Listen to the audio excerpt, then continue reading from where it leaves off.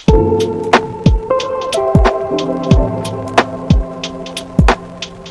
Students, welcome to Kusum classes.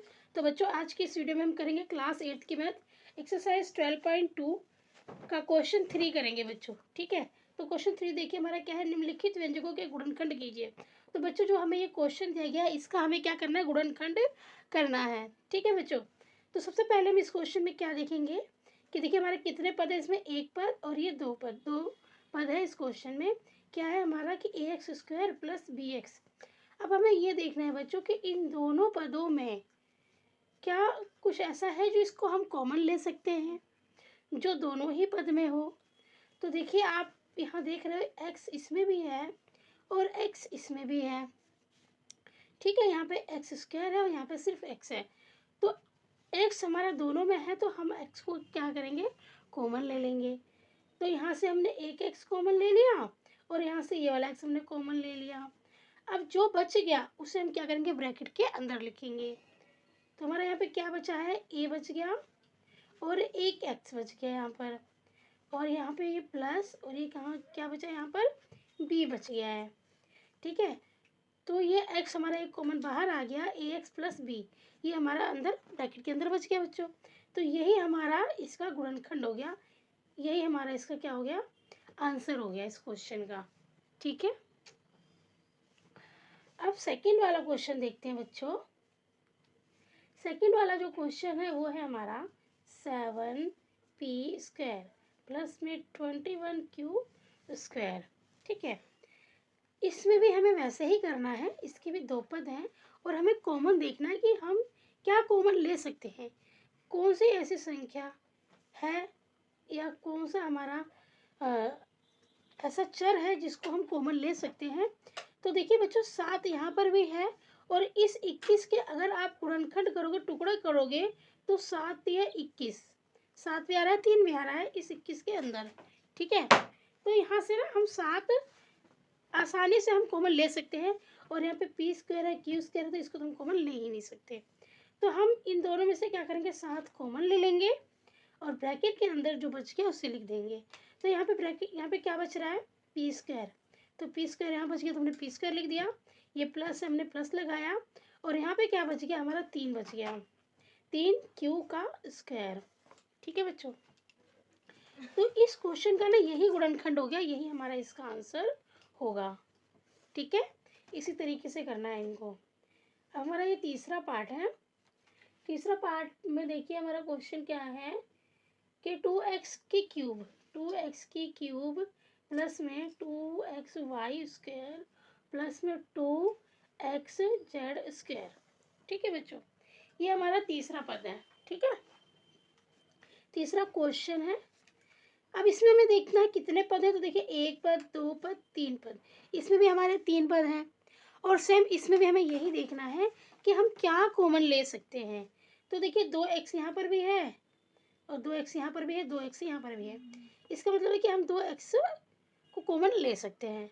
ठीक है, अभी तो हम यहाँ इन तीनों में से हमें जो कॉमन दिख रहा है 2x वो कॉमन ले लेते हैं। तो देखिए 2x में अगर यहाँ से कॉमन ले लूँगी तो यहाँ पे x की 3 है, x की क्या है, यहाँ पे 3 है, x की 3 है, तो एक x अगर मैं ले लेती हूँ यहाँ पर तो 2x बच रहे हैं ना, तो मैं क्या करूँगी, ब्रैकेट के अंदर x² लिख दूँगी क्योंकि 2x बच रहा है, सॉरी 2x बच रहा है, 1 और 2, तो x² हो जाएगा, x गुणा x² हो गया। ठीक है, तो 2x कॉमन लेने के बाद हमारा क्या बचा, यहाँ पे x² बचा, हमने लिख दिया ब्रैकेट के अंदर। अब प्लस है तो प्लस लगा दिया, यहाँ पे क्या बचा, y² बच गया, फिर प्लस है यहाँ तो प्लस लगा दिया और यहाँ पे क्या बच रहा है, z² बच रहा है, z² बच रहा है बच्चों। तो ये इसका आंसर हो जाएगा, इस क्वेश्चन का यही गुणनखंड है। ठीक है बच्चों, तो ये इसका आंसर हो जाएगा। अब इसी प्रकार से हमारा फोर्थ क्वेश्चन भी होगा।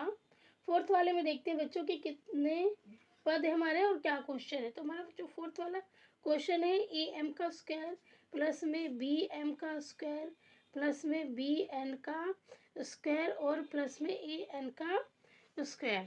ठीक है, तो जो फोर्थ क्वेश्चन है बच्चों उसमें आप देख रहे हो कि 1 2 3 4 पद हैं।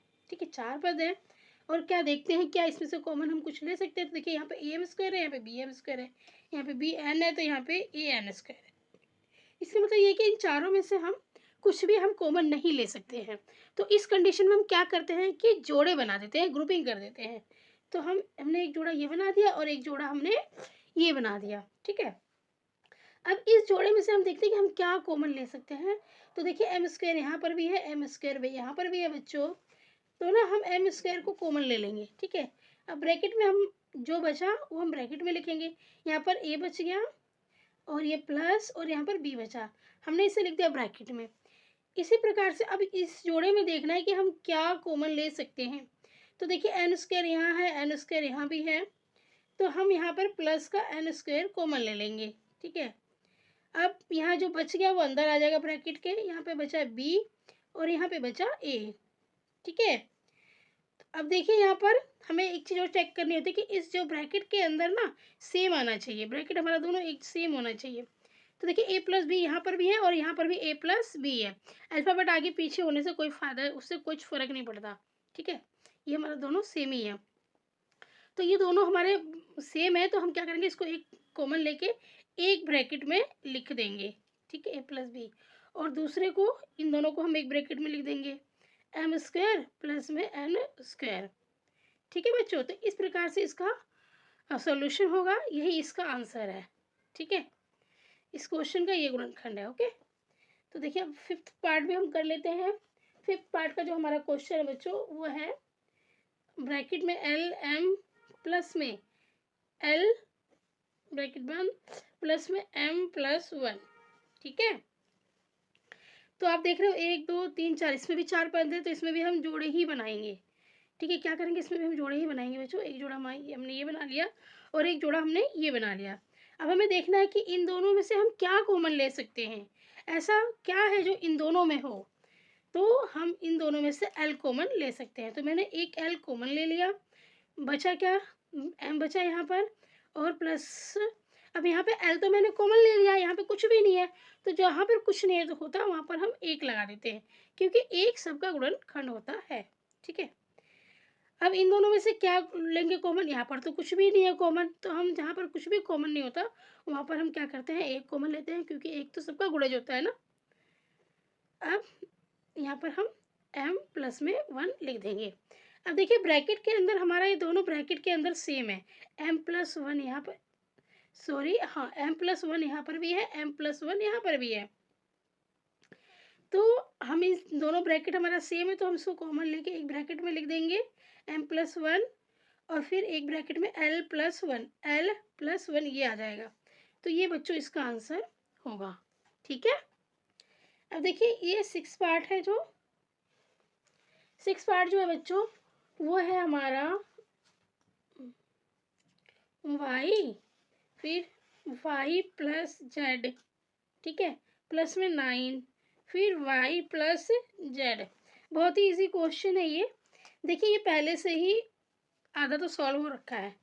y प्लस जेड दोनों ही ब्रैकेट सेम है, तो इन दोनों ही ब्रैकेट को हमें क्या करना है, कॉमन लेके एक ब्रैकेट में लिख देना है y प्लस जेड और दूसरे ब्रैकेट में y प्लस 9, ठीक है। एक ब्रैकेट में हम ये लिख देंगे, तो बच्चों ये इसका आंसर हो जाएगा, ठीक है, ये इसका आंसर हो जाएगा। तो बच्चों इस वीडियो में ना मैं ये इतने ही पार्ट कराऊंगी, 6 तक कराया, 7 8 9 मैं दूसरी वीडियो में कराऊंगी, ठीक है बच्चों। तो आज के लिए इतना ही, उम्मीद करती हूँ कि आपको समझ में आया होगा। इस वीडियो में मैंने फर्स्ट से लेकर 6 पार्ट तक करवाया है, ठीक है बच्चों। और जो इसके 3 क्वेश्चन और है मैं नेक्स्ट वीडियो में कराऊंगी। तो बच्चों आज के लिए सिर्फ इतना ही। उम्मीद करती हूँ कि आपको सारे क्वेश्चन अच्छे से समझ में आए होंगे, कि कुछ ज़्यादा टफ नहीं है। अगर मैथ का बेस आपका अगर थोड़ा बहुत भी अच्छा है तो आपको समझ में आ गया होगा, ठीक है। तो अब अगर वीडियो अच्छी लगी है, क्वेश्चन समझ में आया तो प्लीज़ वीडियो को लाइक कीजिए, चैनल पे नए हैं तो सब्सक्राइब करके बेल आइकन पर जरूर प्रेस कर लेना।